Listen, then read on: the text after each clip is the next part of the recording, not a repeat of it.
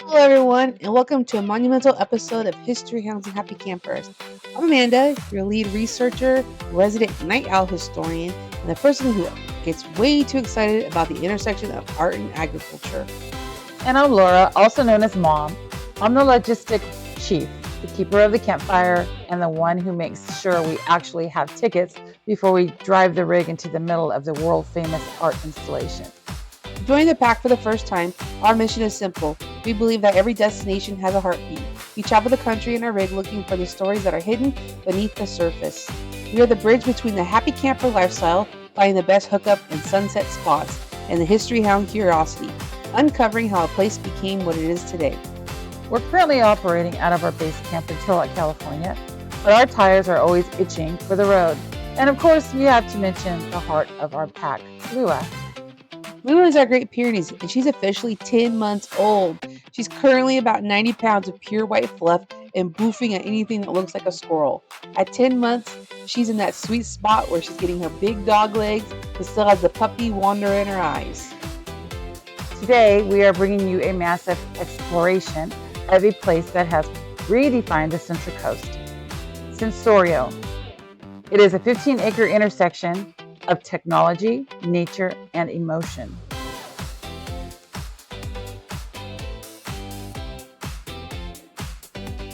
Before we step into the glowing hills, do us a huge favor, hit that like button and follow our channel. We're building a community of history lovers and road warriors, and your support is what keeps the lights on, literally. To understand why a world-class installation sits on a specific hillside in Paso Robles, California, you have to understand the land itself. Long before the lights, these hills were part of a rugged, wild California. The ancient sea and shifting plates.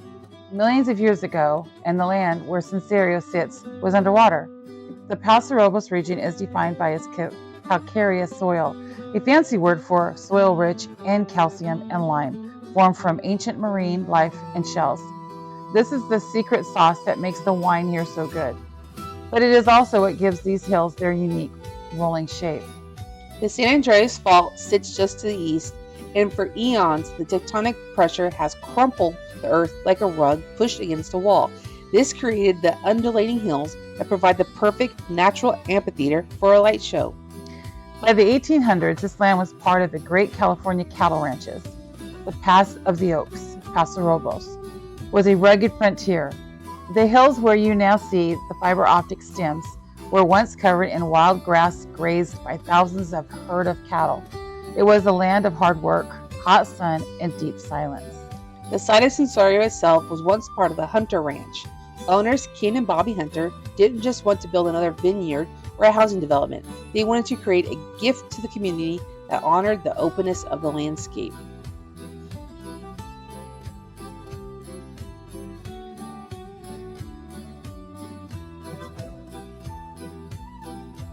You can't talk about Sensorio without talking about the man with the plan, Bruce Munro. Bruce is a British-Australian artist, but he's really more a light poet. The inspiration for the Field of Light, the centerpiece of Sensorio, didn't start in California. It started in 1992 in the red heart of Australia at Uluru, Ayers Rock. Munro was traveling with his then fiancée, now wife, in an old armored car they'd converted into a camper. So he was the original happy camper, just like us. Yeah, exactly. While camping at Uluru, he felt a profound connection to the desert. He watched how the landscape seemed to breathe as the sun went down. He had a vision of field of lights that would bloom like seeds in the desert, waiting for the dark to come alive. It took him 12 years to figure out the technology to make it happen. The first field of light was in his own backyard in South Wiltshire, England. From there, it went back to Uluru, then to Scotland, and eventually it found its permanent massive home right here in Paso Robles.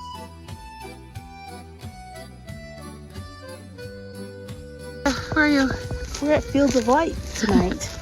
Welcome back to History of Happy Campers. That's right. The anatomy of light, 58,800 stems. When you walk into Sensorio, the scale is hard to wrap your brain around. We're talking about over 58,800 solar-powered fiber-optic spears. That's as big as 11 football fields. Mom, people always ask, are these just Christmas lights? Not even close. Each stem is a frosted glass sphere on a slender acrylic rod. They are all connected by miles of fiber optic cables. The history hound in me loves the tech aspect. Solar powered, the entire installation is off-grid in terms of its evening glow. It drinks up Paso Robles sun all day and releases it at night. Fiber optics, unlike traditional bulbs, the light travels through the cables, meaning there's no heat and very little light pollution. Shooting up into the sky, it stays low to the ground, hugging the contours of the hills. The colors aren't random either. Munro designed the palette to mimic the colors of the mind: soft violets, warm ambers, cool blues, and vibrant greens that transition so slowly you don't even realize they're changing until the hill you're looking at is a completely different hue.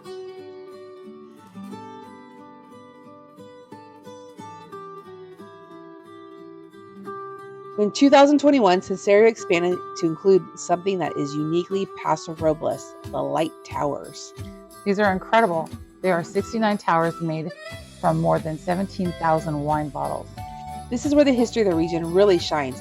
Paso Robles is wine country. By using wine bottles to create these glowing 6-foot-tall monoliths, Munro created a literal monument to the local economy and culture. The towers are illuminated from within by LEDs that change color in sync with a musical score. Walking through the towers feels like walking through a glowing forest of glass. It's a sensory experience that bridges the gap between the agricultural roots of a town and the modern art world.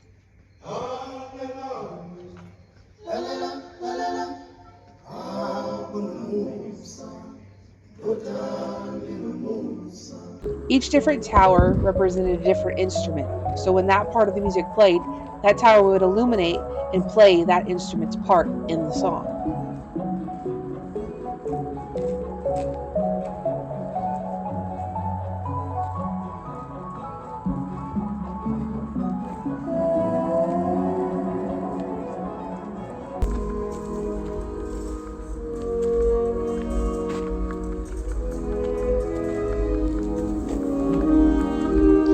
So you can't rush Sensorio.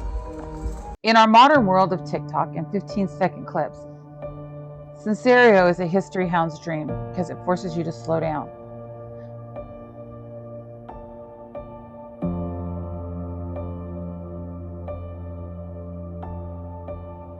The show officially begins at golden hour. As the sun dips down behind the Santa Lucia Mountains, the lights are barely visible. They look like little white ghosts in the grass. But as the blue hour hits, that magical time when the sky turns a deep indigo, the fields start to glow. By that time, it's pitch black. The hills have completely transformed. This is slow art. It's about the passage of time. It's about how the landscape changes. For the average person, it's a moment of peace. For us, as campers, it's a reminder of why we love the night sky.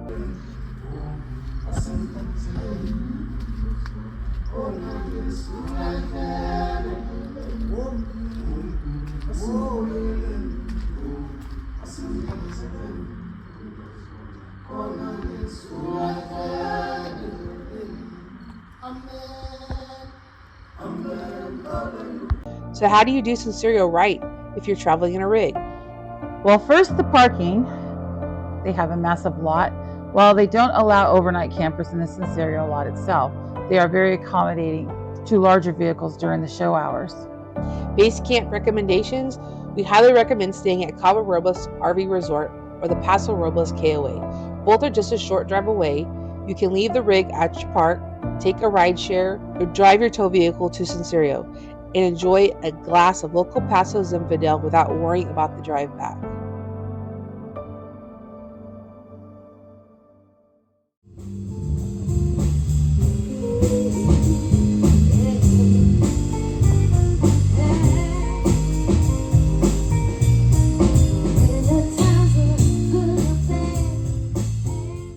So here's a pro tip. Wear comfortable shoes. You'll be walking on dirt paths through the hills. This isn't the place for fancy heels. It's like boots and flannels kind of vibe. There were some people dressed up for the fancy dinners and the terrace and the music. But if you're going to be doing the walking to go see the lights, Make sure you plan for that. And what about Lua? While Sensorio is an outdoor event, it is generally a no-pet zone for the main light field to protect the delicate fiber optics. But of course, if you have a emotional support dog or a service pet, you can bring them along. Well, Lua stayed in the rig with the heater on and her favorite frozen marrowbone. She was perfectly happy guarding the RV while we explored the glowing flowers. So you can spin these. Not all of them spin.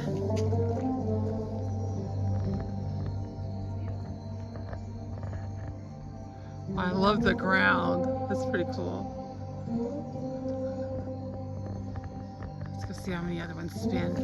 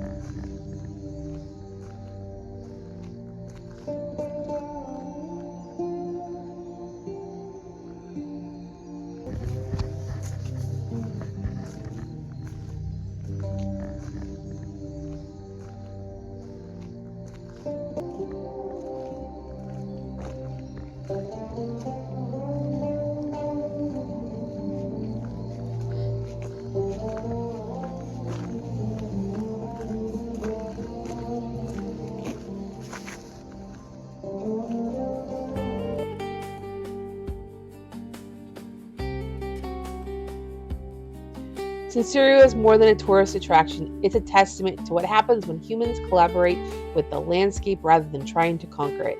It honors the rolling hills of the Central Coast by dressing them in light.